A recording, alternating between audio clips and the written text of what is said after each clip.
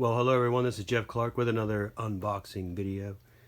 I recently went over to Europe and got to fly on another carrier. So I'm up to 39 carriers now, and I flew to my 101st airport now.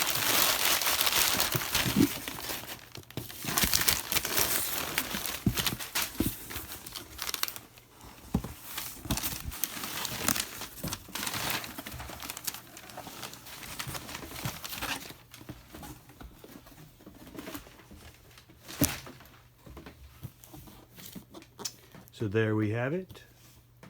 This is Gemini Jets. This was purchased from Collectible Jets in Massachusetts, which is where I get a lot of my models from.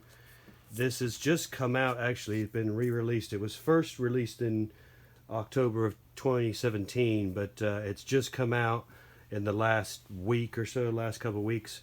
And so I've got it ordered in. Oh, cool. This is a G2 THY 680 Gemini 200 scale. I paid a little over 120 bucks for this. And that includes a discount because I have a discount with that company. And this is going to be supposedly re-released for 2020, but it is currently out now. It is available from retailers and from Gemini Jets. So this particular aircraft is a 777 300ER.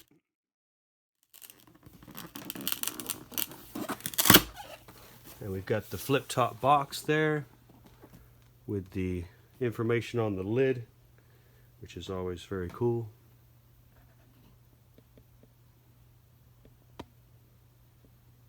To have the flip top box like that.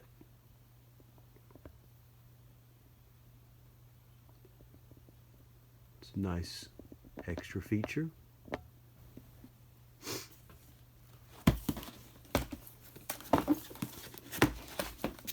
So let's take the box open a little bit here. I think it's going to come out upside down if I do that.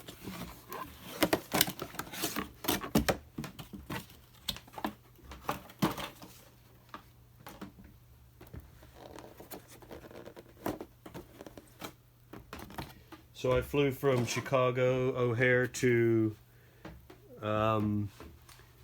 Istanbul, Turkey, and then from there to Budapest, and then I flew on a 777 as well on the way back from Istanbul to Chicago again. But on the way out I flew on TC-JJT, which is the registration of this particular aircraft. So it's nice to be able to do a quick search for 777-300 from Turkish Airlines, and the exact aircraft you flew on comes up. So that's always pretty cool. I've got this is my 41st model, and about 20 of the models I have the exact registration I've flown on, so that's kind of cool. So this is the new Gemini metal stand. It's metal. It doesn't have the adjustable position of the arm like they used to, so you can't really set the angle of attack that the aircraft would have, or to show it how you want to in your display case.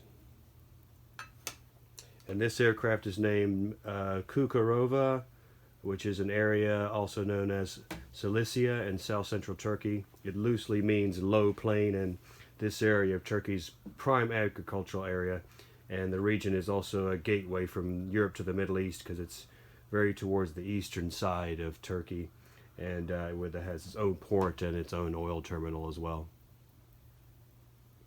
Turkish Airlines is the national flag carrier of Turkey. It operates to 315 destinations in Europe, Africa, Asia, and the Americas. It is the largest mainline carrier in the world by the number of destinations. 315, that's a huge number of locations to fly to. Their headquarters is at Ataturk Airport in Istanbul, which used to be the primary airport in Istanbul, Turkey, but they've recently opened up a new airport there, which is their primary airport. And as of April the 6th, all their commercial flights are from the new airport, which is now called IST, and it is one of their hubs. And supposedly by 2025, this airport's going to be able to handle up to 200 million passengers a year, which is an unbelievable number. That would if it did handle that many, that would be more passengers than any other airport, because Atlanta currently holds that record, which is about 100 million passengers a year. So the Turkish Airlines, it was a Turkish state airline, started in 1933 and was part of the Ministry of Defense.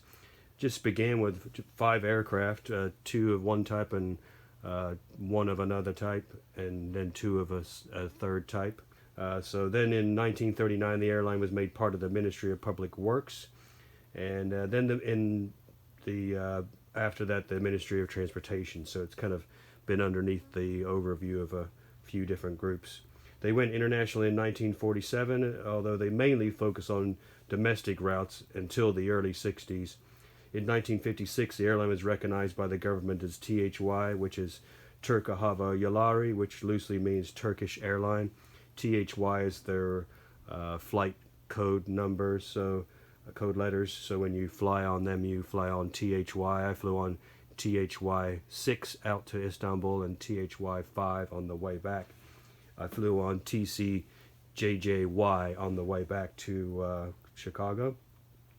So their call sign is Turkish, and they also joined IATA, the International Air Transport Association, soon after 1956, and even BOAC had a small share in them of the airline back in 1957. So during the 60s, they grew their fleet size and started taking up jets with the DC-9, and their growth has been steady ever since then. On April the 1st, 2008, Turkish Airlines joined the 20-member Star Alliance, which was formed by United Airlines back in the early 2000s. Their frequent flyer program is Miles and Smiles. They have a fleet of 349 aircraft, including their cargo. They have 33 777-300ERs like this one. They have a total, this was the 18th 777 that the airline received. And the first flight on this aircraft was August 17, 2014, and was delivered on September 9th, 2014. So they haven't had it that too long.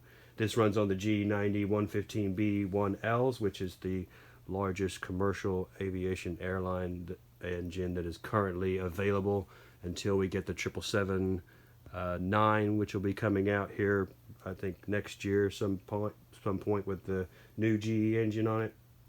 And this is a Boeing 777-3F2ER. The serial number on this 44118. The line number was 1233. So let's have a look and see here what we have in the package. We have our nose gear doors if we choose to have the aircraft in the in-flight mode. I always have my aircraft in landing configuration with the gear installed. So that's the configuration I'll be doing it today. They don't have the flaps down version for this aircraft, so there's only one set of nose gear in here, which is pretty standard for them these days. And seeing this is a newer aircraft model, it's going to have a lot of the new features we've come to enjoy. So I'll set these aside.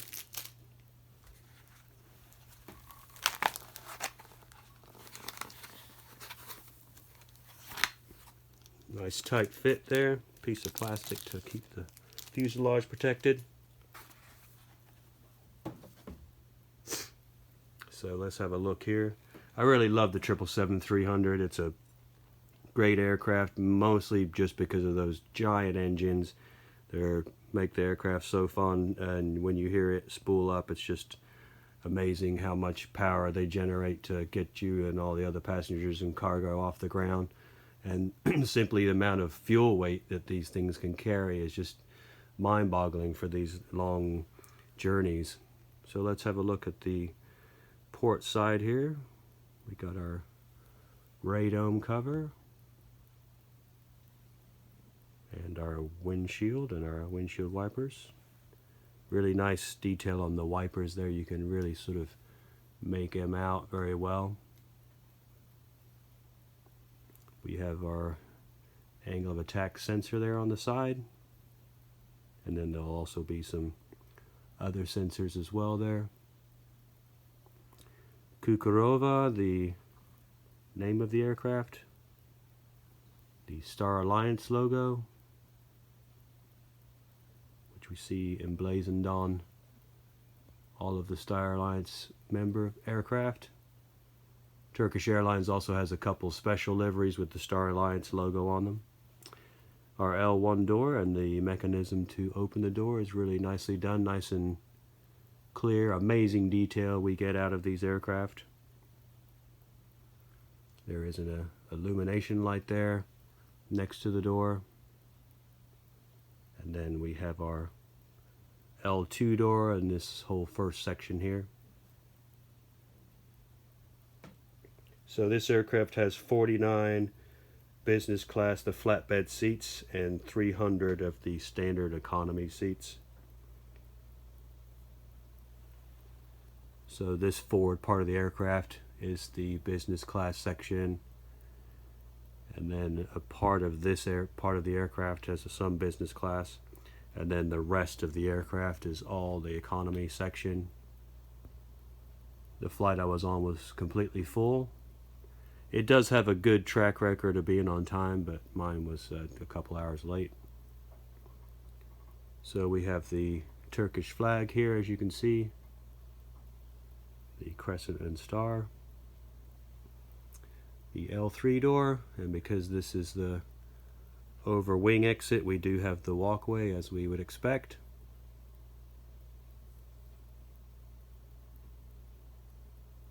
Here's our L4 door, and then our L5 door, as well as our aircraft registration. So the livery here of the Turkish Airlines has this gray tulip, which is the national flower of Turkey, and then a mostly white fuselage with the gray underbelly, as you can see. Very nice. And then we have the large bright red tail with the goose symbolization there. The goose is the highest flying bird that we know of, and that's why Turkish Airlines have chosen this. You can see a nice 3D effect on the vertical stabilizer there for the rudder, and the rudder trim tab you can just make out there. You can see the groove, very, very nicely done. Gemini always does a really good job with their aircraft models. Then we have the APU, the auxiliary power unit exhaust hole, and then the strobe light, which is located just above that. Nice 3D color dimension here with the grooving to show you how the horizontal stabilizer can adjust, and then also the elevator on the horizontal stabilizer. Tail illumination lights, and as I said, the auxiliary power unit, this is an actual sort of indentation. Some of them have an actual hole, some of them are just painted and it's a smooth surface, but this one has an indentation you can see there. Also, we can see the APU exhaust housing doors.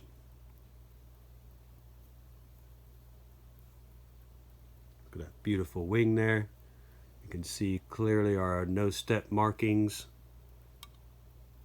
Then our flaps, flapper on, and the second set of outboard flaps, spoilers, the fuel dump nozzle, ailerons. We've got our red navigation light here on the tip of the wing. There's also a strobe at the tip of the wing here, which runs during flight. Let's look at the underside of the wing. We have our underside of the flap track fairings. These hold a worm gear that operates the flaps. Then you can see the fuel nozzle there, TC-JJT. Then we've got our inboard flaps and the flapper on there, and that huge G90 engine. Such an impressive aircraft engine. 115-inch fan this has on it. That's the size of this engine is larger than the fuselage of a 737. So it gives you kind of a sense of the size. We've got great detail of the warnings for the engine and also the blocker doors. So when this aircraft goes into reverse, this door slides back and allows the thrust reverser to work. Good detail on the exhaust of the engine. We don't have any blowing like some of the JC Wings models do, but I think that Gemini will probably start to include those, although I tend to see the blowing more on the engine for the 787 than I do the 777. But nice detail work of the pylon and how it all fits together. See those fan blades in there. We'll put some air across those here in a little bit and see if they spin, which they should do.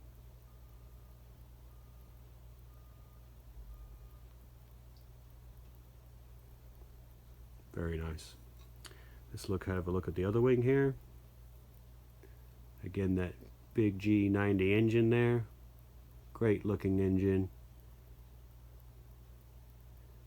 The wings don't have a dual landing light in the wing root there, which is something that I think most of the models are starting to have now, but maybe they haven't got around to it on the 777-300ER yet, the model mold that is. We've got our pylon again, very nicely done. Lots of detail on the exhaust and the engine paintwork. We've got our flap track fairings again. Our flaperon. Our flap, outboard flap, the aileron, the fuel dump nozzle. We've got a green navigation light on this side. And then we've got our strobe position light at the tip of the wing there.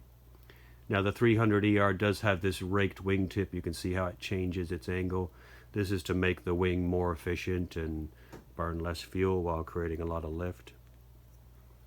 Let's have a look at the underside.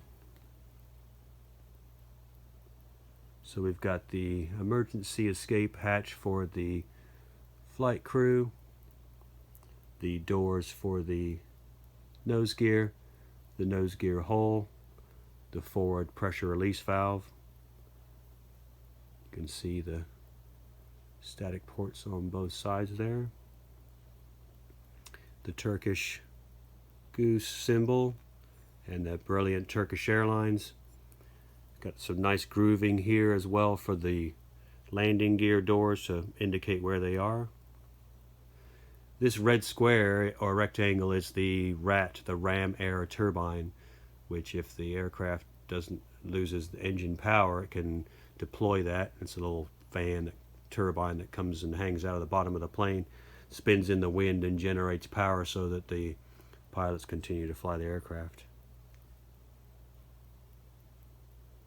Got our Gemini Jets, and you can see our VHF antenna. And then this little thing here that's actually a drain. So this can be operated, I've only seen it working on the ground, but I'm sure it allows the aircraft to have a drain during flight as well. The aft pressure release valve here. And then the auxiliary power unit doors. Very nice. Let's have a look at the starboard side here. We've got our Çukurova name again,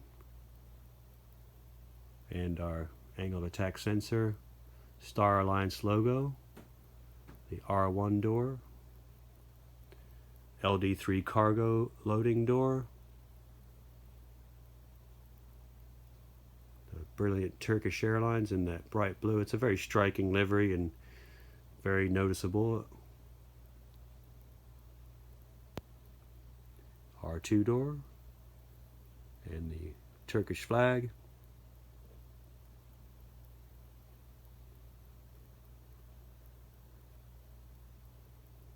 The R3 door with the overwing walkway.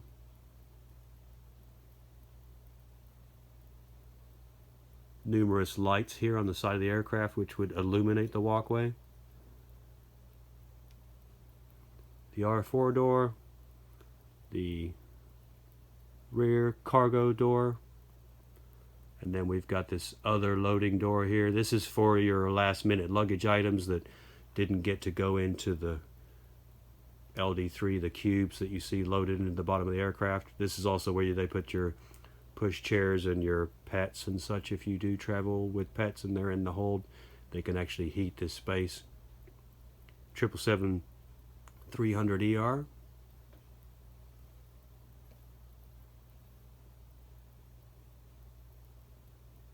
And then our horizontal stabilizer. Very nice. So on the bottom we do have our anti-collision beacon, a jewel, which is great. Very nice. Let's have a look at the top of the aircraft here. A little bit of a mark here, but it looks like it might come off. I'll give it a little bit of a polish and see if I can make that look better. Then we have traffic collision avoidance system antennas, air traffic control antennas. Then we've got our red anti-collision beacon, cut here in emergency markings. This is the Wi-Fi SATCOM antenna. This is the cut here in emergency marker as well. Another VHF antenna. We see the cut here in emergency marker as well here. Auto direction finder 1 and 2. Then we have this here, which is the other SATCOM antenna. It is smooth. It's not an actual 3D feature, which is more common now to have it 3D than this particular version. Cut here in emergency again. Here's our another VHF antenna. And then this other one here is our emergency locator antenna. And then on the rising slope of the engine here, of the, vertical stabilizer, there's a couple of other UHF antennas.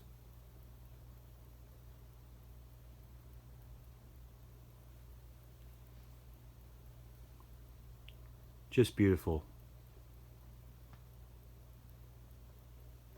777 is just mind-bogglingly powerful, and it's great to be on board and just hear the engines wind up. Now, I was seated in 35K, which is about this third window here in front of the L4 door. And then when I was on the way back, I was in 44A, which is about in the middle of this section here. But you get a nice view of the flaperon, and you can see the flaps all extending, and a good view of the landing, takeoff, taxi, and I usually do a trip report, so I always try to make sure I've got a nice viewpoint. Sometimes you get stuck over the wing and you can't see that much of the ground. But all right, well, I'm going to get this gear on here, and then we'll see how the model looks all put together.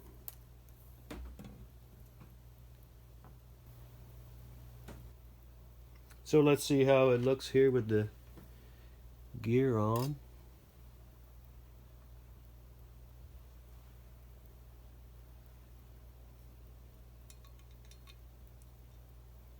And the gear does tilt. And one thing that's really nice about the Gemini is that they have the shock absorber on the main gear that actually operates, so you can kind of see it there, the hydraulic shock.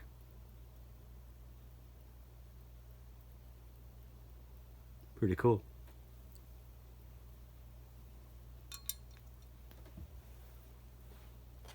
And the 777 with that iconic 3 triple bogey there. Get that nice tilted look. They don't tilt quite as much as they do on the real aircraft, but they are metal, and they do have that shock, but then they also have some painting on the strut as well, so you can kind of see the actuators and stuff that extend the gear a bit better. That's pretty nice. And then put the nose gear in.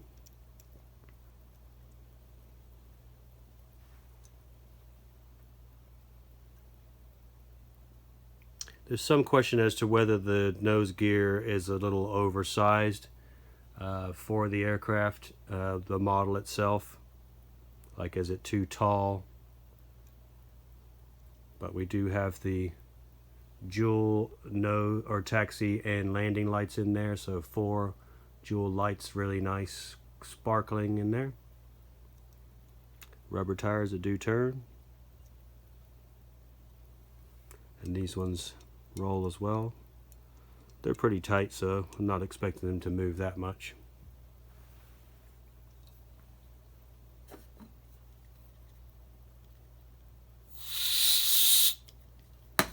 See if it's maybe just stuck a little bit. Yep, just a little stuck.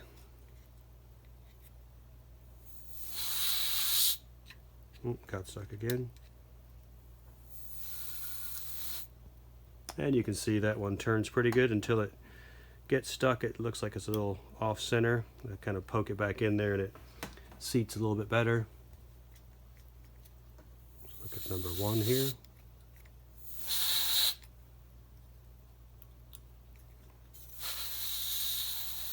And it looked like it was going to turn there a little bit.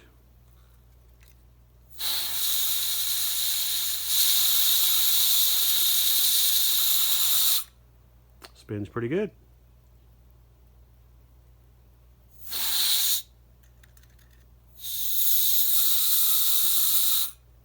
Nice. Although I don't think the engines actually turn in that direction, although they might. But overall, real nice model. Let's have a look and see how it sits. Nice to have another model that I've actually flown on. Let's have a look at the stand here in the hole. Fairly snug fit. And it has a nice angle of attack there. Sits nice and straight on the stand.